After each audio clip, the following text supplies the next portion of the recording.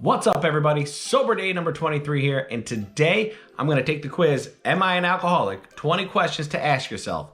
I'll leave the link in the description below, so if you want to check it out yourself, you can. Other than that, let's get into it. Question number 1. Are you experiencing cravings for alcohol, the act of drinking, or the act of being drunk?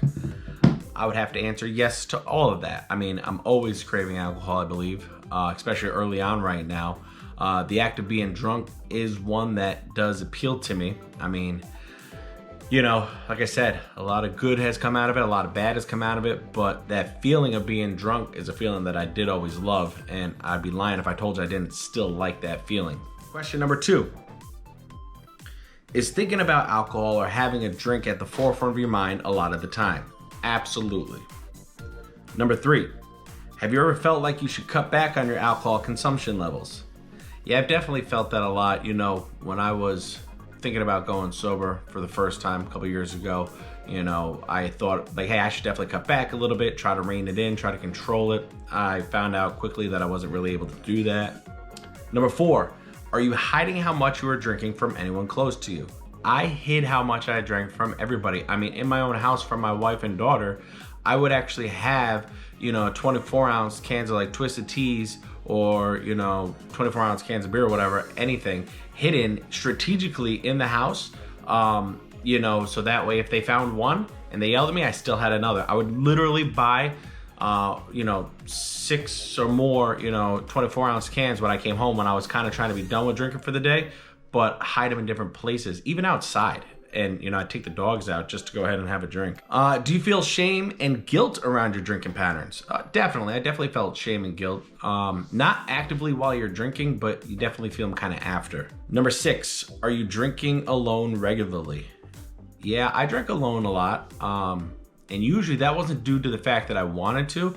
It was due to the fact of what time it was. And everybody else had kind of called it in for the night. So I'd be left, like I said, either out and about drinking by myself or coming home continuing to drink in my house. Is alcohol in any way controlling your life or schedule? I definitely control my life. I was able to manage my schedule fairly well for the most part, with the exceptions of when I got in trouble with my DWIs. But for the most part, I was able to manage my schedule. Some people might argue with that. I guess if I'm answering honestly, maybe it did kind of mess with my schedule a little bit, but in the moment, I always felt like I was kind of at least managing my schedule. Even when I knew I couldn't manage the alcohol, I did feel like I had my schedule in control. Number 8, do you experience blackouts when you drink? This is actually kind of a crazy one to answer.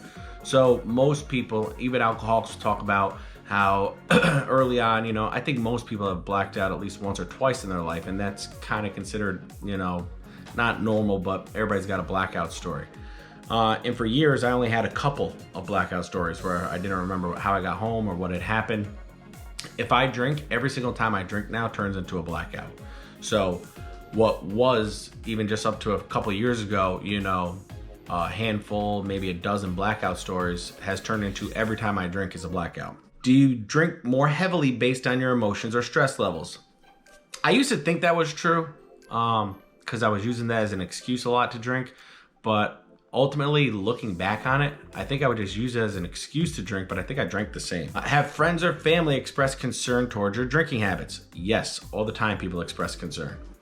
Over the years, you know, the concerns have gotten louder, but yeah, I would say everybody did. And I kind of ignored it, I ain't gonna lie, you know. I thought I had it all under control. I thought I wasn't bothering nobody, no harm, no foul. You know, yeah, I got in some legal troubles from it, but, you know, in my mind, I was like, that only affects me. It doesn't affect anybody else. And that is 100% wrong. You know, financially, it affected my family.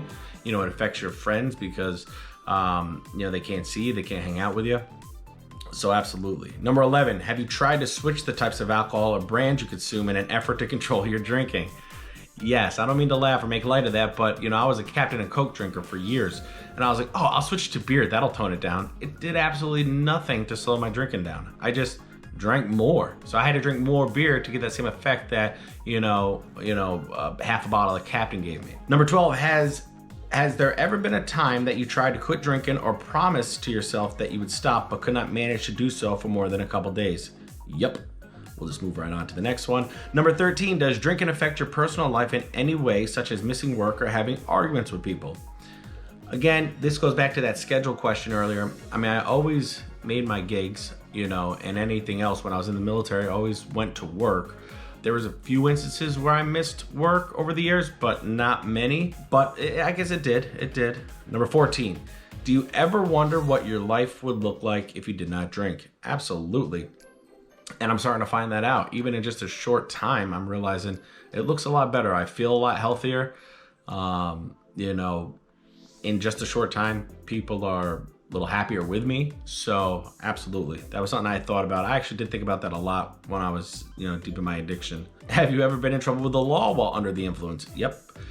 Number 16, do you become a different person when you drink, such as a daredevil, angry, violent, or more extroverted? That's actually an interesting one because I did obviously become a different person, but early on, I was the fun guy. Everybody wanted to be around him when he drank. And then, as my best friend Jay would tell you, I did become a little bit more angry.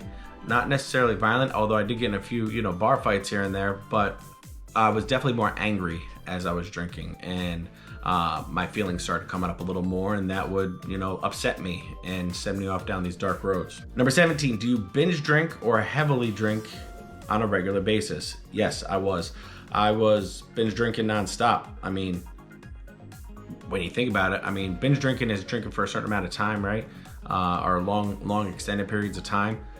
My days were just, it became one big binge. I mean, I wouldn't even call it like binge drinking. I was just on a nonstop bender. Are you able to have a couple drinks at happy hour, call it a night easily, or do you tend to gravitate towards keeping the party going once alcohol's in your system? 100%. Once it tastes my lips, I'm like Frank the Tank from that movie, Old School. Or once it touches my lips, it's on, you know? So there was no happy hour. I tried a few times. I would try to go, okay, I'm just gonna go out for a couple. And I think I talked about this in the football seasons back video the other day. You know, my plan would be to go have a couple during the game and then go home. And then next thing you know, it's like 5 a.m. and I'm still standing. Number 19, do you compromise on your morals or values while drinking? Absolutely. Number 20, do you experience any type of alcohol withdrawal symptoms such as shaking, anxiety, depression, vomiting in the morning, or when you don't drink for a couple days? Yes. Definitely, you know, I talked about it in a few of the videos already. You know, by 3 o'clock, I'd start kind of getting the sweats. If I didn't have a drink, you know, hour or two after that, start shaking a little bit. Definitely started to feel the withdrawal symptoms.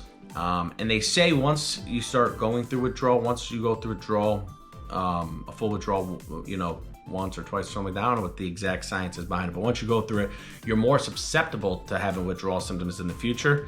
And absolutely, I definitely, you know, feel those withdrawal symptoms on a regular basis if I drink. So if I were to literally drink today, if I had a drink today, you know, went off, let's even say I didn't even go that crazy, but I had a couple today. Tomorrow I would feel withdrawal symptoms as if I kind of was on like a full bender. That's what it feels like to me. It feels the same. You know, I'd be sweating by 3 o'clock, shaking probably by 5, and the only way to get through that is to actually detox or, you know, have another drink. All right, guys, that's all I got for you today. Thanks so much for tuning in, guys. Again, if you like this channel and everything we're putting out, go ahead and subscribe, and don't forget to like this video, and we'll be back tomorrow. See you guys then.